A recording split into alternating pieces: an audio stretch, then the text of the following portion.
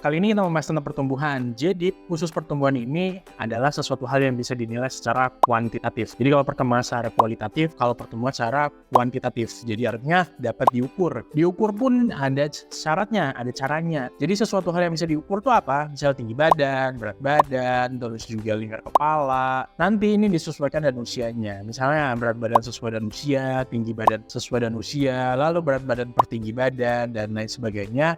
Ini ada tolak ukurnya yang nantinya bisa menilai kalau pertumbuhan anak itu apakah baik atau enggak. Terus juga baik lagi tadi, menilai pertumbuhan itu harus dengan cara objektif. Jadi bukan menilai misalnya anak ini berat badannya bagus atau misalnya badannya gemuk berarti anaknya pertumbuhannya baik. Nggak kayak gitu cara menilai pertumbuhan anak. Jadi menilai pertumbuhan anak itu harus dengan objektif, artinya ada datanya, ada toolsnya, lalu menilai objek tersebut apakah sesuai enggak dengan usianya. Jadi menilai pertumbuhan anak dengan cara seperti itu akan lebih baik nantinya.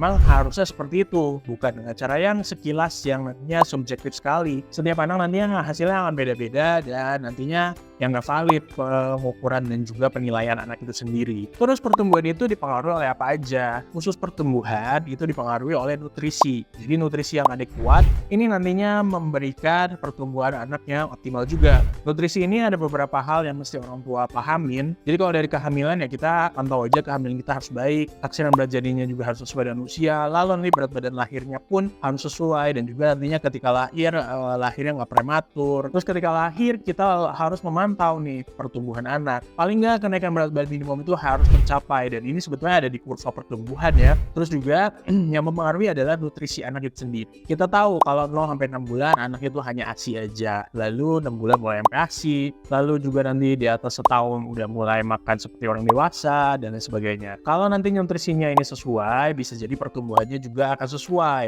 Terus juga nantinya mencerminkan anak pertumbuhannya baik ya tadi dari kurva pertumbuhan yang kurva kenaikannya itu sesuai dengan tren. Terus juga kalau ada penyulit atau ada kelainan di pertumbuhan, kita harus cari tahu apakah penyebabnya. Terus juga kita bisa evaluasi. Makanya orang tua harus memantau pertumbuhan anak. Selain pertumbuhan juga perkembangan sekalian kita pantau. Jadi kalau pertumbuhannya baik, perkembangannya baik, bisa jadi tumbuh kembangnya optimal. Terus juga nutrisi yang seperti apa yang nantinya bisa memberikan anak itu pertumbuhan yang optimal. Jelas nutrisi yang seimbang ya antara makro dan juga mikronutrisi. Jadi makronutrisi itu lemak, protein, karbohidrat. Mikronya ada macam-macam, vitamin dan juga mineral. Kalau dari 6 bulan itu ke bawah harus ASI aja, atau misalnya ada indikasi-indikasi tertentu yang anak itu nggak bisa ASI, tapi jelas ya hal-hal tersebut harus diperiksa dulu oleh dokter. Nantinya dokter memberikan advice kalau misalnya anak ini butuh makanan lain selain ASI.